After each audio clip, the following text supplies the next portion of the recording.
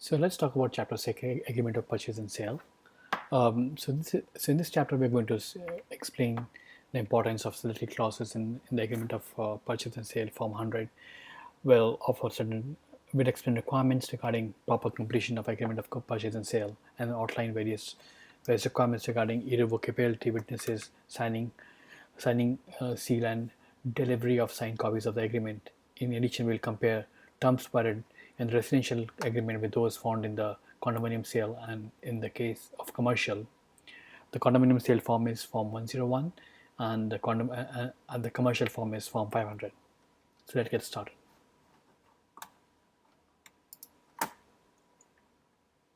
Now, the agreement of purchase and sale is a written document by which one party agrees to sell and another party agrees to purchase, and title passes on the payment of agreed purchase price.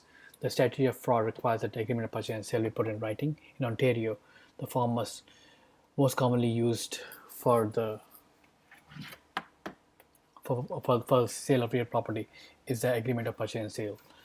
The top portion of the form identifies the buyer, seller, and the property. The purchase price is then spelled out, followed by the deposit. Fixtures excluded from the purchase price and the chattels included in the purchase price are defined. Time limits are set out in the offer for the offer revocability, completion date, and the time to search titles. This is followed by a series of printed clauses outlining the obligation of the parties to the transaction and space for signing and witnessing. Balance due on completion and description of any financing and other special terms and conditions will appear as a part of Schedule A. Now, with regards to the agreement summary, there is a notion of initial deposit. A deposit is a payment of the money or the valuable consideration as a pledge for the fulfillment of a contract. If the failure of a performance occurs, the deposit is usually forfeit. If the performance is undertaken, the deposit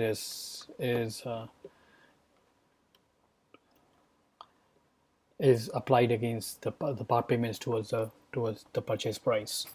The deposit in the real estate transaction, which uh, may be paid by check, certified check, or cash, forms two functions. First is the sign of good faith and the sincerity by the person making the deposit. Secondly, it represents part of the purchase price. Usually 5 to 10% of the offered price appears sufficient to illustrate a good faith for the transaction. Under EVA 2002, brokerages are required to are given 5 days to deposit the funds. The time limit provided in the legislation is a maximum limit or the maximum number of days. Registrants are reminded that the day time is of essence in all matters concerning deposit and agreement for the conveyance of an interest in real estate. The code also addresses deposits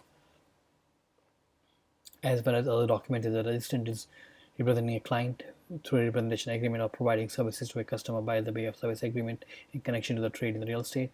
The registrant must deliver the deposit in accordance with the agreement. An agreement of purchase and sale which cannot be completed for a number of reasons, including unspecified conditions relating to the matters of the financing, rezoning approval, or home inspection, or the sale of the buyer's current home.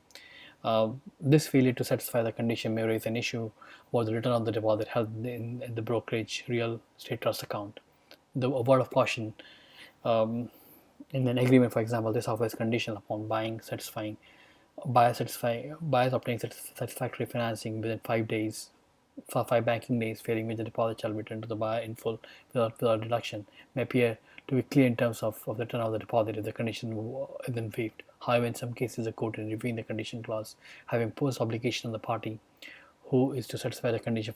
For this reason, the party to the agreement may dispute the return of the deposit, and an issue of entitlement to the deposit may have to be resolved by the courts.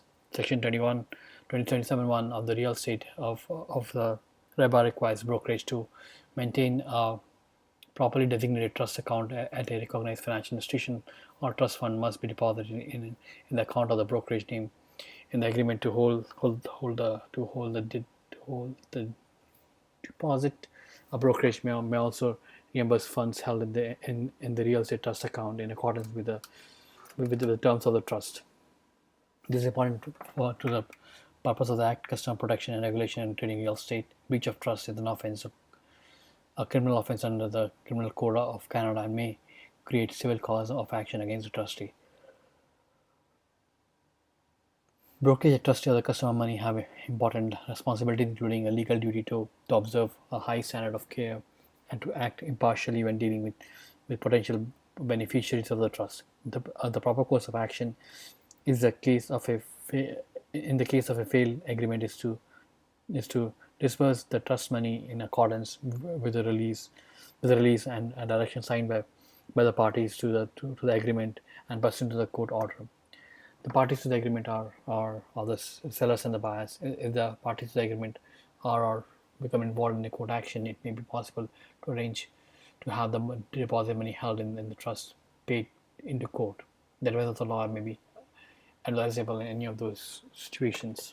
In summary, in case of failed transaction, a brokerage should only disburse the deposits in two circumstances: in accordance with the release or direction signed by all the parties, with the mutual release, or upon the receipt or direction from the court or the court order.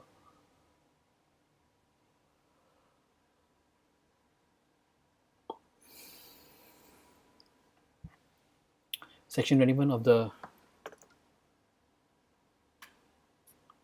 REVA says that every broker shall maintain in Ontario an account designated as trust account in which the bank in the bank authorized foreign banks are within the meaning of Section 2 of the bank, a loan or a trust corporation or credit union, the deposit the account all money that comes to the brokerage fund interest for the persons in connection with the brokerage business. At all times, keep the money separate and apart from the money belonging to the brokerage, and disburse the money only in accordance with the terms of the trust.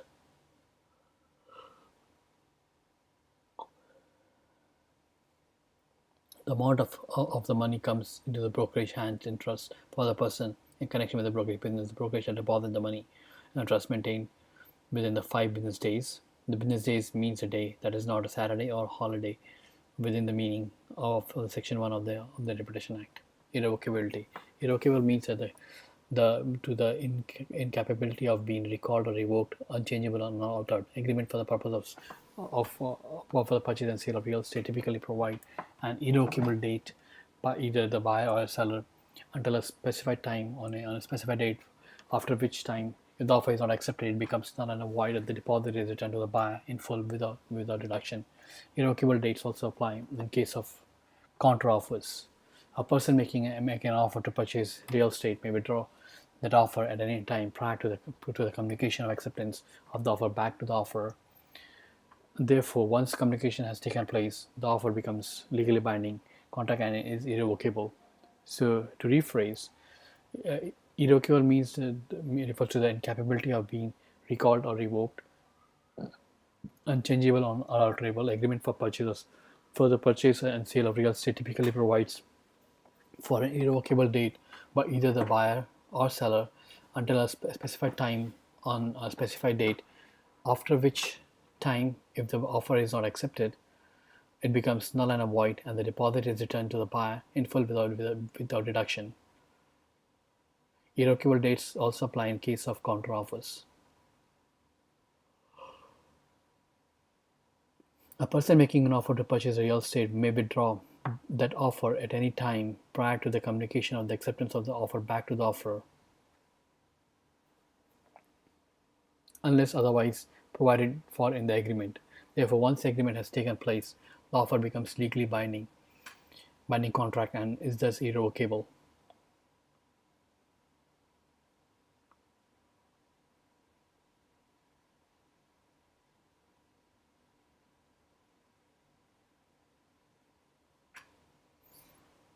The question always arises as to whether a prospective buyer is actually bound by the word irrevocable, as there is no contract until the seller accepts the offer, and the buyer generally receives no consideration for their promise not to withdraw the offer. However, a promise made under seal is generally binding on the person making the promise, even in the absence of a consideration.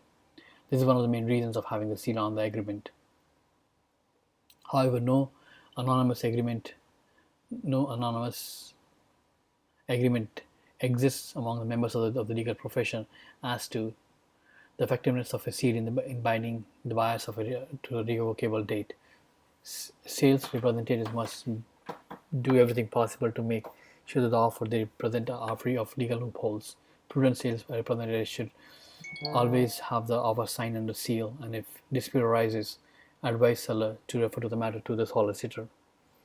If the person making the offer has a right to specify the length, the person making the offer has the right to specify that the length of the irrevocable time.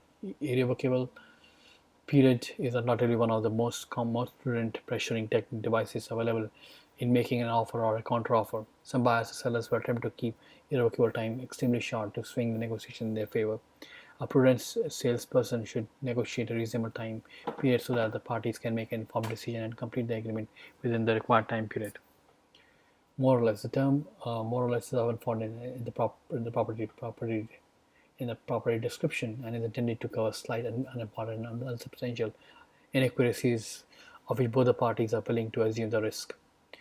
A notice is either information about or warning of something. Notice may be by personal observation, or by written or oral message from another person. Legally, various types of notice exist, including the notice by publication, that publishing a notice in the newspaper to bring a lawsuit, state probate, or bankruptcy to the attention of the public, and a constructive notice presumed to have been received, for example, in the mailing of the of a notice in lieu of the delivery. The most frequent form of notice for real estate purpose is a personal notice that represents direct written or oral communication within the party to the transaction. Real estate practitioner encounter notices most frequently concerning conditions being fulfilled in the agreement as a condition upon the financing and the sale of the buyer's home, and associated notice removing the condition. Representation and warranties. Real estate practitioner encounter situations where buyers wish to have certain matters confirmed regarding the property and the improvement related thereto. For example, the buyers may express concern about the condition of the swimming pool, and the salesperson may be required to insert a clause to cover the potential problems. While many variations exist, one particular wordings could be the seller represents a warrant at the best of the seller's knowledge and belief that the swimming pool and the equipment are now and on the completion of they shall be in a good working order. The buyer agrees that the representation and warranty shall survive and not much of the completion of transaction, but only apply to the state of property existing at the completion of this transaction. In the specialized area of real estate, such warranties and representations can be very detailed. For example, in the case of a dock, boathouse, or a pier involving a recreational property, a seller may have to represent and warrant to the best of their knowledge that the dock has received all necessary approvals and permits from the appropriate municipal, provincial, and or federal department and ministries, as well as other required authorities. Recommended warranty clause usually state the party represents and warrants. These two terms should be clearly differentiated. A representation is a statement made by one party to the other before or at the time of contracting regarding some existing or fact or some other past event. A representation typically involves some fact regarding the property that is of importance in the negotiation. As such, a representation can be one of the causes that induces a contract, and therefore can be the basis of rescinding the agreement. A warranty is a statement of covenant that is subsidiary and collateral to the contract. It is assurance by one party, typically, but not necessarily reduced to writing within an agreement, and thus verifies, confirms, or otherwise attests to the specific circumstance. As a consequence, the party receiving such warranty may rely upon such warranty and not investigate the issue further. A breach of warranty entitles the buyer to damages only and does not permit the buyer to risk in the contract. These terms, in turn, should be differentiated from a condition. Whether or not a specific statement is a warranty or a condition is a question of contract and precise wording. A decision to use a condition, warranty, or other representation will depend largely on the circumstances. Following are two warranty clauses that might be found in an agreement to address a specific situation. Well and sewage system. The seller representative warrant to the best of seller's knowledge and belief that during the seller occupancy of the property, the pump and related equipment serving the said property have performed adequately, and that the well is capable of supplying adequate water volume of not less than X gallons per minute at standing level, and that the water is potable. The parties agree that this representation and warranty shall survive and not merge on the completion of this transaction, but apply only to the state of the property at the completion of this transaction. The seller represents the warrant to the best of seller's knowledge and belief that all sewage systems serving the property are wholly within the limits of the said property and have been constructed according to the proper regulations and have received all requisite certificate of installation and approval pursuant to the private environmental legislation. To illustrate the difference between a condition and a warranty, the first clause has been worded as a condition precedent.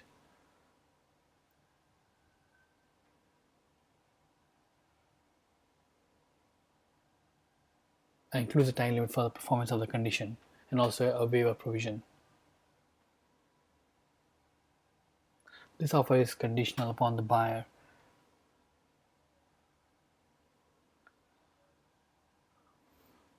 determining at the buyer own expense that the pump and all related equipment serving the property are in proper operating condition. There is an adequate supply of water of not less than this gallons per minute at a standing level, and that the water is potable. Unless the buyer gives notice in writing delivered to the seller personally or in accordance with any of the provisions for delivery of the notice in this agreement, purchase and sale, or any schedule thereto by 12 p.m. on 1st of May 2011, that these conditions have been fulfilled, the offer shall become null and void, and the deposit shall be returned to the buyer in full without deduction.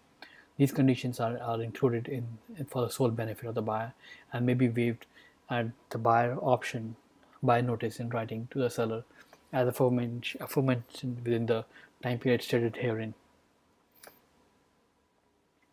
Successors and signers. This clause regarding here executives and administrators of the disease, commonly referred to as in the preprinted agreement, states that the agreement is binding upon and shall ensure to the benefit of the buyer and seller that and each of their successor assigns and personal representatives. Time is of essence. This term is normally found in an agreement for the sale of the real property requiring punctual performance of the contract term. Uniformity form installation. UFFI is a clause normally encountered in purchase or sale. So essentially, uniformaldehyde is a colorless chemical compound found in several resins, glues, and bonding agents, and for the UFFI practitioner is more commonly associated with insulation. UFFI is a low-density foam made from plastic resins and a forming agent and compressed air. At the time of installation, UFFI has the appearance and consistency of a shaving cream. While normally identified as a white or cream colored substance, at least one of the products contains a blue dye. A controversy arose during the curing process when the product was injected into the walls and other areas in residential property and the formaldehyde gas was released. A product ban appeared in 1980 because of the potential health concerns after an estimated 100,000 Canadian homes were insulated mostly between 1975 and 1979 under the government incentive program. The general consensus now minimizes UFI as a health concern. However, the Canadian Real Estate Association has strongly urged its members to stay informed, not to treat UFFI as a finalized issue, and maintain UFFI references in listing and sale documents, and most importantly, particularly in the agreements. So the clause for the UFFI looks like this: the seller representative warrant to the buyer that during the time the seller has owned the property, the seller has not caused any building on the property to be insulated with insulation containing formaldehyde, and that to the best of seller's knowledge, no building on the property contains or has ever contained insulation that contains formaldehyde. This warranty shall survive and not merge on the completion of this transaction. And if the building is a part of a multiple unit building, this warranty shall only apply to that part of the building that is not subject to this transaction. Note that the above clause relates to the continuing concern regarding formaldehyde form insulation. The seller is warranting that there is no such insulation. Replacing this wording with appropriate clause concern testing and inspection may be generally required. Commission.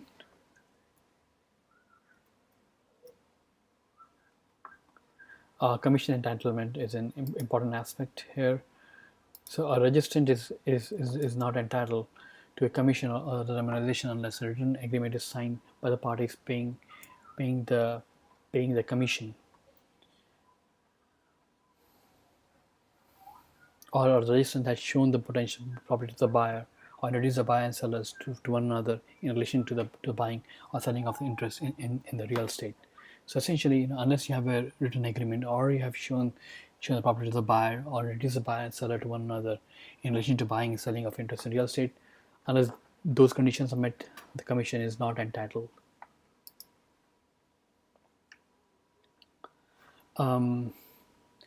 Strategy of fraud. The statute of fraud is a statutory law providing that certain contracts, including real estate contract, must be in writing to be enforceable at law. The statute of fraud, although requiring written evidence of the contract for the sale of the interest in the land, does not require that any particular form be used. More specifically, the statute prohibits